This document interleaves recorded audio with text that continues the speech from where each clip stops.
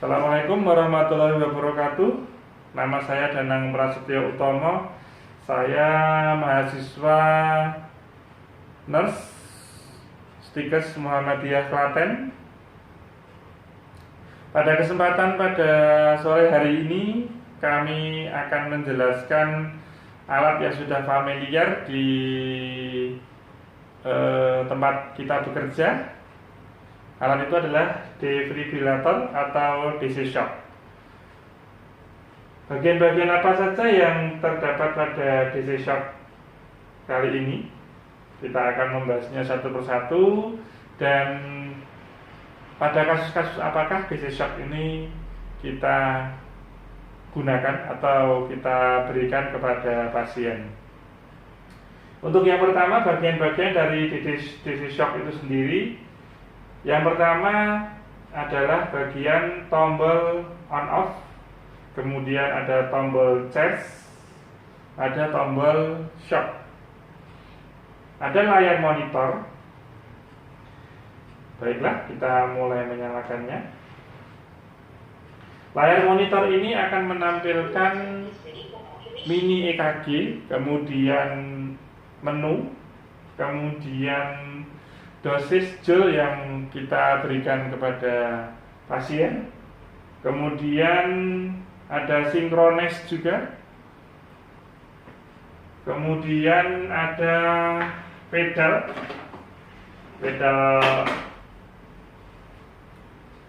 yang posisinya di apek dan di sternum, di mana pedal ini pada waktu kita gunakan untuk mengalirkan listrik ke pasien harus kita berikan gel terlebih dahulu supaya hantarannya lebih baik dan juga tidak menimbulkan luka kombustio pada pasien.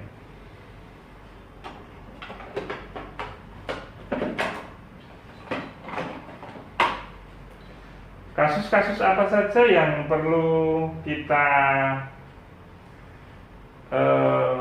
memerlukan tindakan defibrilator ini? Yang pertama adalah kasus ventricle tachycardia, di mana ventricle itu berdenyut sangat cepat, dan juga ventricle fibrilasi hampir sama, ventrikelnya juga berdenyut sangat cepat, sehingga ketika denyut ventricle itu sangat cepat maka jantung daya pompanya tidak maksimal, kemudian dinding jantung akan lebih cepat lelah sehingga jantung akan berhenti atau bisa menyebabkan kondisi pasien meninggal dunia, henti jantung. Kemudian tata cara pelaksanaan pada kondisi-kondisi tersebut, kita tidak bisa memberikannya secara sendiri, kita harus bekerja tim. Di tempat kami dinamakan Quad Blue kalau di Rumah Sakit Umum Pandan Arang Boyolali, atau kita sebutnya tim Quad Blue, di mana terdiri dari satu perawat IGD, satu perawat ICU, satu dokter jaga, kemudian perawat yang bertugas di tempat tersebut. Baik, akan saya simulasikan untuk kondisi pasien dengan henti jantung dan henti nafas. Untuk yang pertama, kita menerima laporan atau dari pengunjung atau dari manapun bahwa ada pasien yang tidak sadar. Kita sebagai tim kesehatan yang terdekat atau perawat yang bertugas saat itu, kita harus segera melakukan evaluasi pasien. Pak, bangun Pak.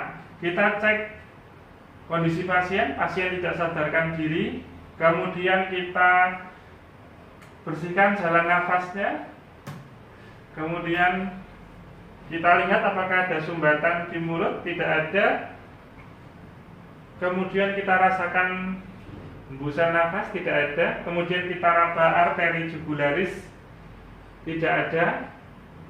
Dapat kita simpulkan pasien ini henti jantung dan henti nafas. Kita memanggil teman terdekat untuk menghubungi tim Quad Blue sambil kita melakukan resusitasi jantung paru dengan cara 30 kali pompa jantung, 2 kali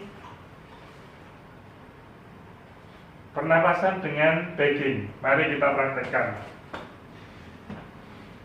30 kali hentakan 30 banding 2. 1 dan 2, 3 dan 4.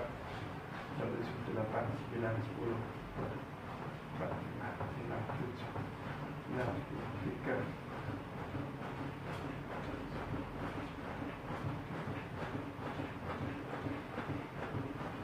Kemudian memberikan 2 kali hembusan. Kita ulangi.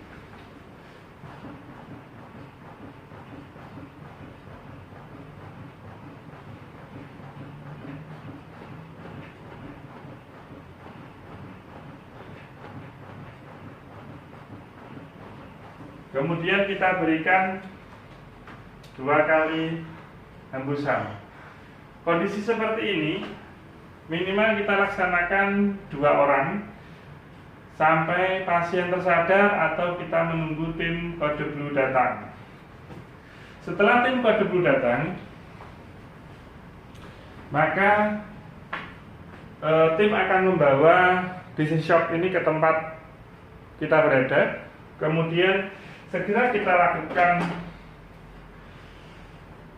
quick view atau melihat kondisi jantung pasien dengan cara menempelkan kedua pedal pada bagian sternum dan pada bagian apex. Pada kondisi ini di monitor DC shock akan menampilkan gambaran kondisi jantung pasien.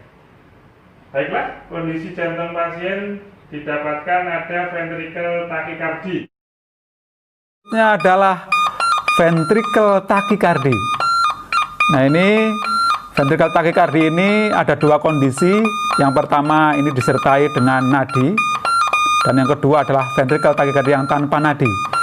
Makanya kalau kita nanti melihat gambaran seperti ini, yang pertama harus kita lakukan adalah cek nadi karotis. Kita pastikan pasien tersebut apakah ada nadi atau tidak ada nadi. Ventricle fibrilasi. Nah, seperti ini nih. Ini ventrikelnya mengalami getaran. Ini ada yang bentuknya kasar, ini namanya coarse ventricle fibrilasi atau ventricle fibrilasi kasar. Kemudian ada juga yang halus, bahkan ada yang sangat halus. Nah, seperti ini ventricle fibrilasi yang sangat halus. Sambil kita menginstruksikan persiapan untuk DC shock, tim yang bertugas untuk melakukan resusitasi jantung paru tetap bekerja sesuai dengan profesional, yaitu memberikan pijat jantung dan juga bagging pasien. Sambil kita minta untuk mempersiapkan DC shock. Jangan lupa kita berikan jeli terlebih dahulu. Oke, setelah itu kita berikan terapi DC shock kejut listrik dengan dosis bisa 150 sampai dengan 360 joule. Biasanya dimulai dari 150 joule terlebih dahulu. Untuk tombol mengecas bisa dari tombol pedal ataupun tombol dari monitor. Kita cas,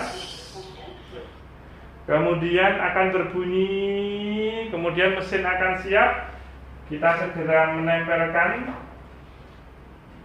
Sebelum kita memberikan kejut jantung, kita pastikan bahwa kondisi kita aman dari besi yang menempel pada pasien.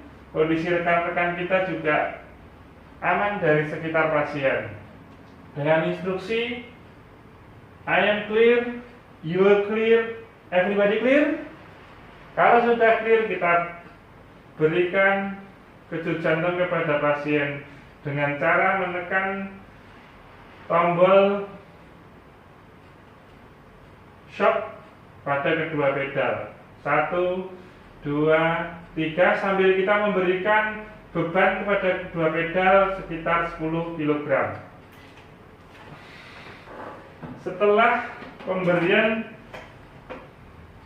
terapi kejut jantung, maka pada monitor akan muncul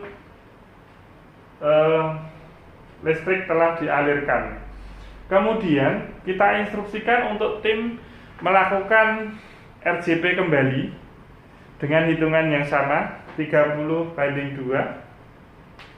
sambil kita evaluasi kondisi pasien.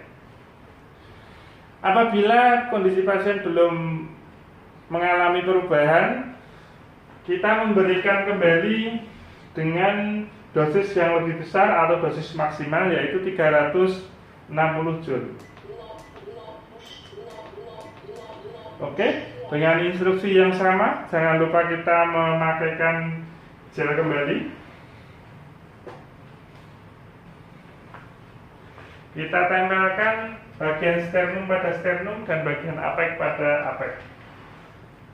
I am clear, you are clear, everybody clear? Oke. Terapi kejut listrik yang kedua dengan dosis maksimal yaitu 360 joule sudah kita berikan. Selanjutnya tim RJP memberikan resusitasi jantung paru yang kedua. Kemudian bila diperlukan dipasang endotracheal tube atau ET. Kondisi ini berlangsung sampai dengan pasien sadar atau pasien dibawa ke ruang ICU. Baiklah, sekian dulu yang bisa saya sampaikan. Apabila ada kurang jelas bisa ditanyakan ke